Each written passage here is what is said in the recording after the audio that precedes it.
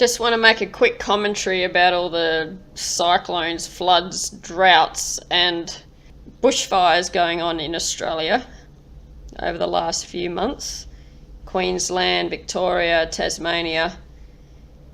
This all could be prevented if the politicians, Liberal and Labor, had built water catchment systems decades ago. They should have built water catchment systems across the country, environmentally friendly water catchment systems to prevent flooding and service drought and irrigation. That's the purpose of it. They deliberately do not build water catchment systems to allow natural disasters to harm the public. It's deliberate. And then you've got the corporate media posting all of these natural disasters time and time again, keeping you fearful, knowing that those Liberal and Labor criminals won't build water catchment systems, and they should have done it 70 years ago across the country. And the people voting for them, who voted for them, are at fault, voting for politicians who've got no brains and no morals.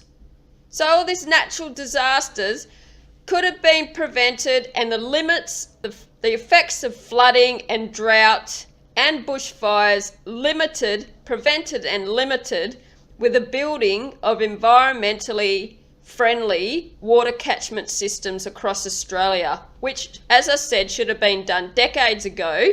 That's what I put in my economic vision video. That's the priority, and it must be done to stop, prevent and limit the impacts of drought, flooding and bushfires. Because effective water catchment systems, you redirect the water to service drought, to service farms, to service irrigation, other horticultural systems, to service domestic consumption with water, to fight bushfires, and limits the impact of drought and limits the negative impacts of flooding. Saves lives, saves livestock, saves property, prevents all that, prevents the loss of life, property and livestock, lives, property and livestock, and prevents the billions of dollars waste of money that is used in mop-up cleaning activities in floods, drought and bushfires. And they deliberately don't build them. They should have built them 70 years ago, or even 100 years ago, or even several decades ago. But they don't. Liberal and Labor have deliberately not built them to keep you fearful and oppressed and suffering and subjected to natural disasters. And also for the satanic atheists to continue their climate change agenda as well. To say, oh, the climate is changing and the Bible explains, the New Testament explains what's happening with the climate and the impact on this world, the physical earth.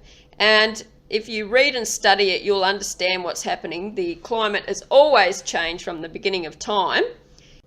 That's also going to be used to impose taxes and costs on their bogus scam climate change, the atheists' bogus scam climate change agenda, unfortunately, which they have. Look, there's only two world views on climate change. There's the New Testament biblical view on climate change, and there's the satanic atheist view on climate change, because they think this is the only world that there is. But the New Testament is clear. There will be a new heaven and a new earth.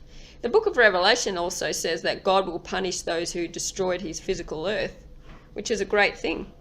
So there's lots of hope there for people who think that there's no justice about what the big polluters have done to this world. And there is justice. It explains in the book of Revelation that God will destroy those people who've destroyed his physical earth. If people get proper teaching about what's actually going on in our world with all these different issues, then you can understand and advocate better on issues, and you can also better vote for the right type of political people who have wisdom and knowledge and understanding.